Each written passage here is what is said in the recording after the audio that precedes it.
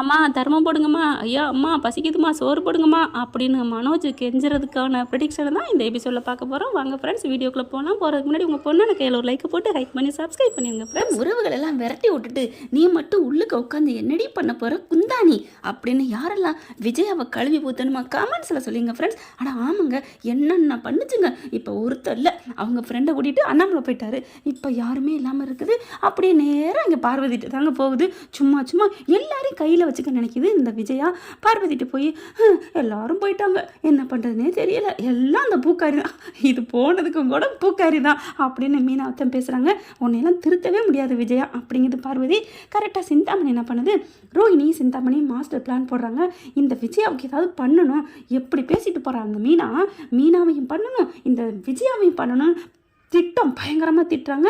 இப்போ சிந்தாமணி வந்துட்டு மாஸ்டர் நல்லா இருக்கீங்களா மாஸ்டர், இப்போ அண்ணனுக்கு நல்லா இருக்கா மாஸ்டர் அப்படி இப்படின்னு பேச உடனே விஜய் வந்துட்டு நல்லா இருக்காரு என்னமோ போங்க, அந்த ஜோசியக்காரு என்ன பண்ணாலும் ஏது பண்ணாலும் தெரியல மாஸ்டர் அப்படிலாம் சொல்லாதீங்க மாஸ்டர், அவங்க சொன்னதை நீங்கள் புரிஞ்சுக்கல மாஸ்டர், 2 பேருமே அந்த வீட்டில் இருக்கக்கூடாதான். அப்படியா அப்படிங்களா, ஆமாம் மாஸ்டர், அப்போ நான் அந்த மீனாவை அங்கேயே அவனை இருக்க சொல்லிடுறேன், அவங்க வரக்கவே கூடாது அப்படின்னு விஜயா சொல்கிறாங்க.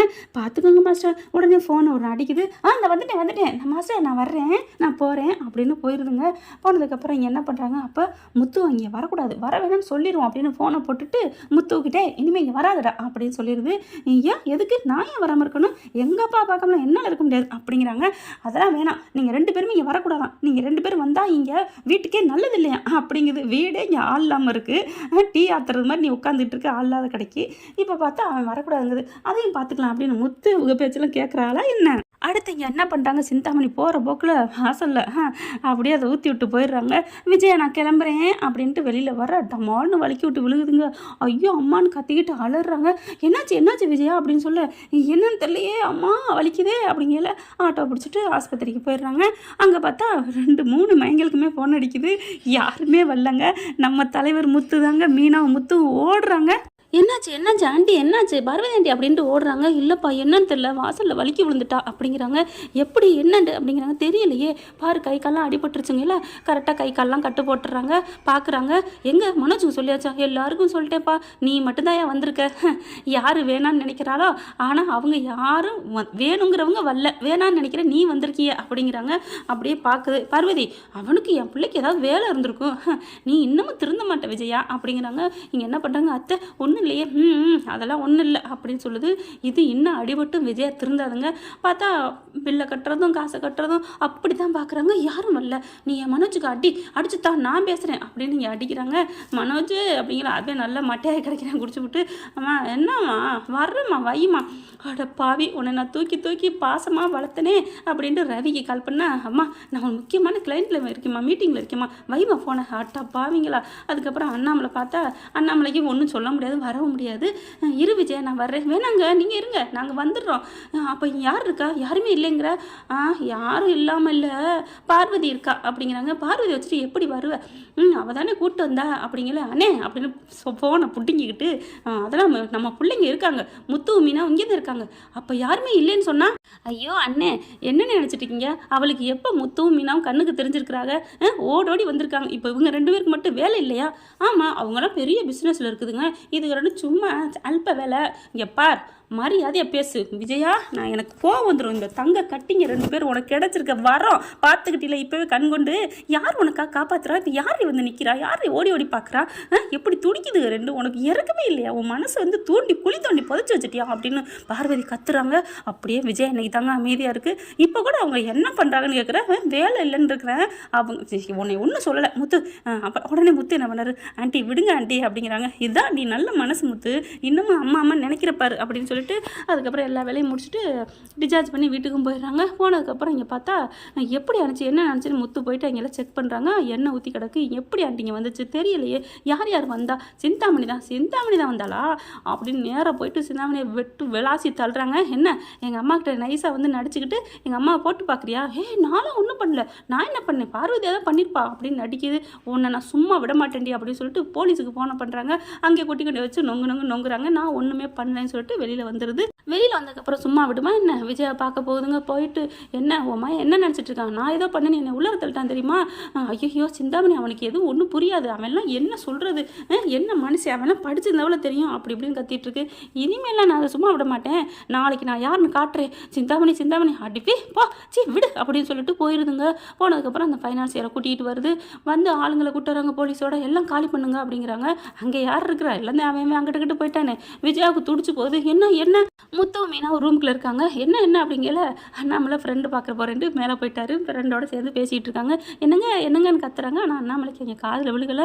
ஐயோ யாருமே இல்லையே, எதுக்கு வந்திருக்க சிந்தாமணி என்ன அப்படிங்கல, பத்திரம் உன் வீட்டு பத்திரம் என் வீட்டில் இருக்குது, காசை வாங்கியிருக்க பத்திரத்தை வச்சு, எங்கே பணம் அப்படின்னு கேட்க, பணம்லாம் நான் இப்போ எப்படி தர முடியும் அப்படிங்கல. அந்த ஃபைனான்சியர் என்ன பண்ணுறான், இங்கே பாருங்கள் எழுதி கொடுத்துருக்கீங்க அப்படின்னு சொல்லிட்டு போன வாரமே டைம் முடிஞ்சு போச்சு, கொடுக்கலன்னா காலி பண்ணிக்கிறேன், இந்த வீட்டை என் பேரில் கிரயம் பண்ணுறேன்னு சொல்லியிருக்கீங்க. ஐயோ அப்படிலாம் நான் சொல்லவே இல்லை நம்ம விஜயா அடிச்சுக்குது. ஐயோ யாருமே இல்லையே அப்படின்ட்டு வேறு வழி இல்லை. மனோஜ் வந்துடுறேன் கரெக்டாக. என்னங்க சிந்தாமணி ஆண்டி இப்பெல்லாம் பண்ணுறீங்க அப்படின்னு கத்த, இங்கே பாரு மரியாதையே காலி பண்ணுறீங்க கிளம்புறீங்க அப்படிங்கல. டே உன் முத்துவை கூப்பிட்றா, உன் தம்பியை கூப்பிட்றா. இப்போ மட்டும் தம்பியை கூப்பிடாமல தம்பியா சரின்ட்டு வேறு வழி இல்லாமல் அப்போ கூட விஜயா போல பாருங்க போயிட்டு டே முத்து முத்து அப்படின்னு கத்துறாங்க.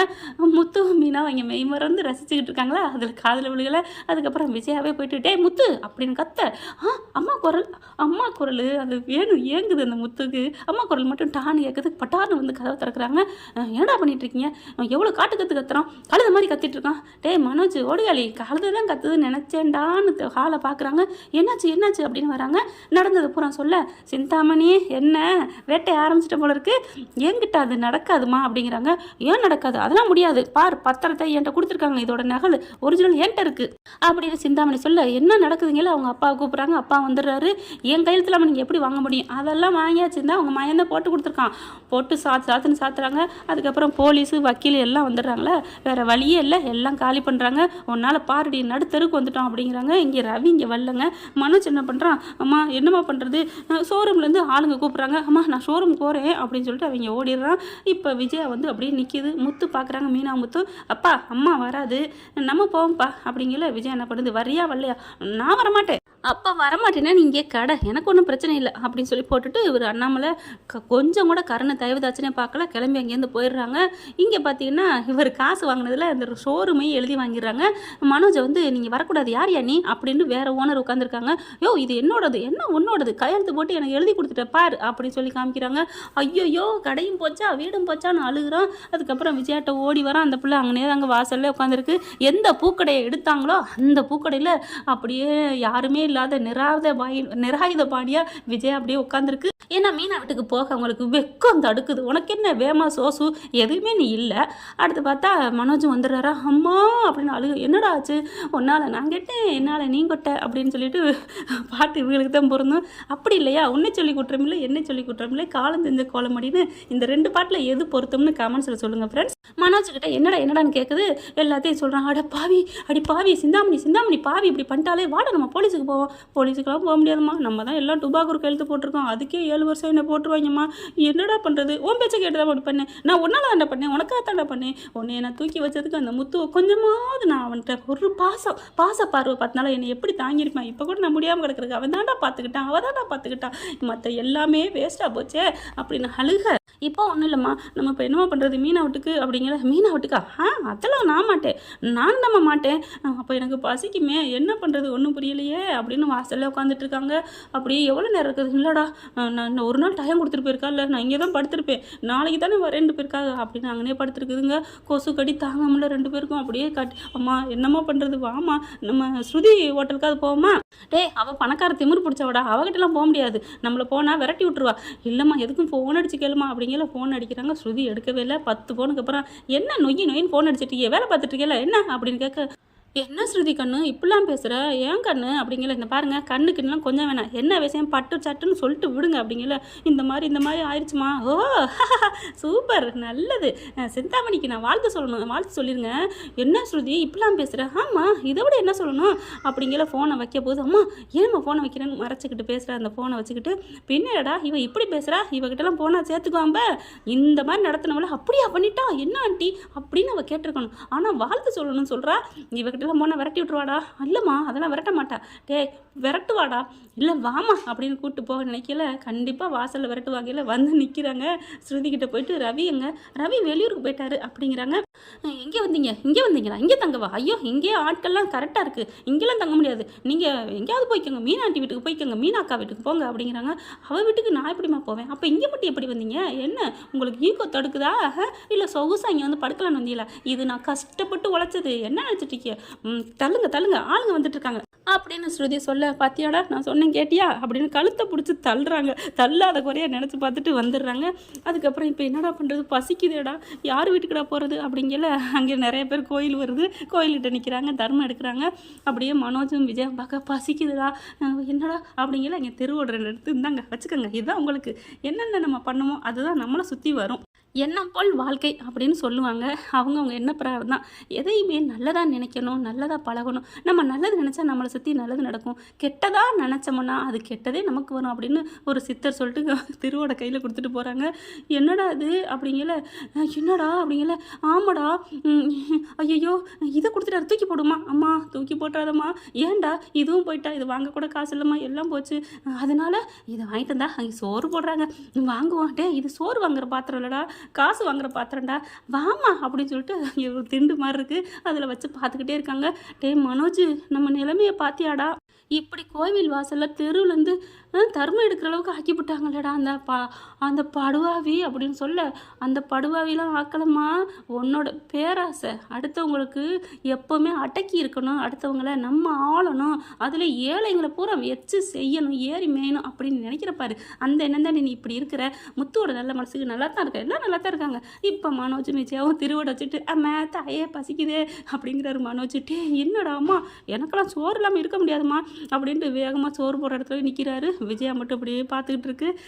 விஜயா மட்டும் ஒத்தால அப்படி வச்சுட்டு, என்னடா இதை என்கிட்ட கொடுத்துட்டு போயிட்டா அப்படின்னு ஆட்டினோன்னே அங்கேருந்து வர்றவங்க காசை போடுறாங்க. ஐயோயோ ஆண்ட வாக்கில் விஜயா பார்க்குது.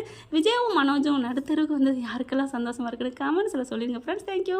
இந்த வீடியோ உங்களுக்கு பிடிச்சிருந்தா தயவு செய்து லைக் பண்ணுங்க. இன்னும் அப்டேட்ஸ்க்காக சேனலை சப்ஸ்கிரைப் பண்ண மறக்காதீங்க. நம்ம கிட்ட இருக்க எல்லா சேனல்ஸோட லேட்டஸ்ட் வீடியோ அப்டேட்ஸ்க்காக மேல ரைட் சைடுல காட்டுற லிங்கை கிளிக் பண்ணி வாட்ஸ்அப் குரூப்ல ஜாயின் பண்ணுங்க. உங்களிடம் விடைபெறுவது நான் உங்கள் மெஹர்.